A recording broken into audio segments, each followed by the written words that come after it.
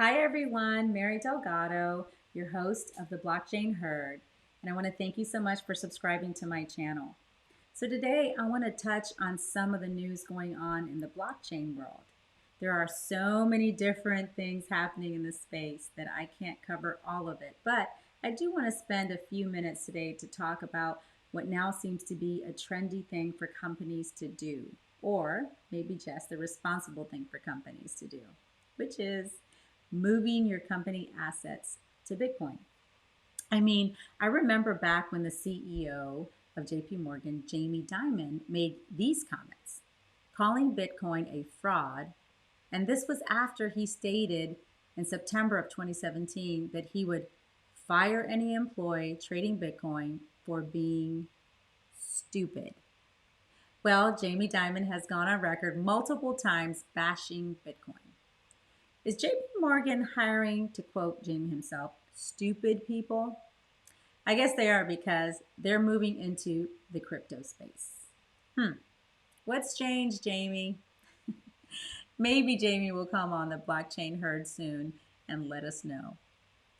Although I may not let him. I want forward thinking people on my show, and he clearly does not qualify based on these now foolish comments. I guess we all can change and wise up, so who knows? I'll keep an open mind or let you all vote if he should be on the show or not. But enough about Jamie. On to the companies who do seem to be forward thinking. 2 weeks ago, when MicroStrategy announced they were putting 250 million of their balance sheet assets in Bitcoin, many felt this may be an outlier or a rogue CFO. But it appears they may have just started a trend, as 10 days later, we had another company, Tahini's, a restaurant chain, taking the Bitcoin plunge as well. Now, granted, they are not a publicly traded company like MicroStrategy, as I mentioned previously, and do not have as many employees. But it is still interesting, don't you think? And now, just yesterday, an Ottawa based graphic software firm, Snappa, announced its decision to move a significant amount of its cash reserves into Bitcoin, citing concerns of inflation and global economic uncertainty. It sure seems like this trend is gaining momentum if these three companies are any indication of what's to come. I need to find out what's in the water they're drinking in Canada, because it sure seems that these Canadian companies are seeing something before many, many others. So I had to get a note to myself, and you probably should too, to order some Canada spring water from Amazon. Now, for some different but pretty interesting news in the DeFi world. DeFi has been, without a doubt, the hottest sector of the crypto markets the past few months, with many seeing gains that I can't even wrap my head around. So, for example, this one here called AVA, with the symbol LEND, has continued a strong move up. Just think, back in the middle of March, this token was trading at 2 cents, as you can see in this graph here. And today, it's over 65 cents. Wow.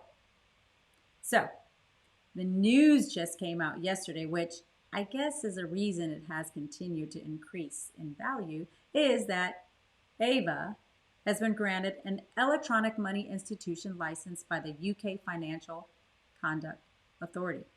So what does all that mean? Well, it means that now AVA, starting with the UK, can now onboard users into the crypto through fiat. The electronic money institution license is the same authorization that Coinbase and Revolut has in Europe. Talk about leveling the playing field going forward for DeFi. Up until this news, if you wanted to get your fiat into the crypto world, you had to send your fiat to, say, Coinbase, for example, and then send it out of Coinbase to the DeFi exchange of your choice. This takes many of the hoops you had to jump through out of the equation going forward. With this announcement, maybe we are seeing the walls come crumbling down and a small few holding the keys to the castle. This will certainly be fun to watch going forward, but I, for one, I'm sure excited to see if this just opens the floodgates for many more users to have access to DeFi going forward. I'm going to have to find a DeFi expert to come on so we can go more in depth and learn about this exciting area. And I don't think Jamie Dimon will qualify as an expert on this topic. But if you have any suggestions on who can explain DeFi to us newbies out there, like me, please comment below. As always, please don't forget to like and make sure to subscribe to my channel. And remember, you heard it here on the Blockchain Herd. See ya.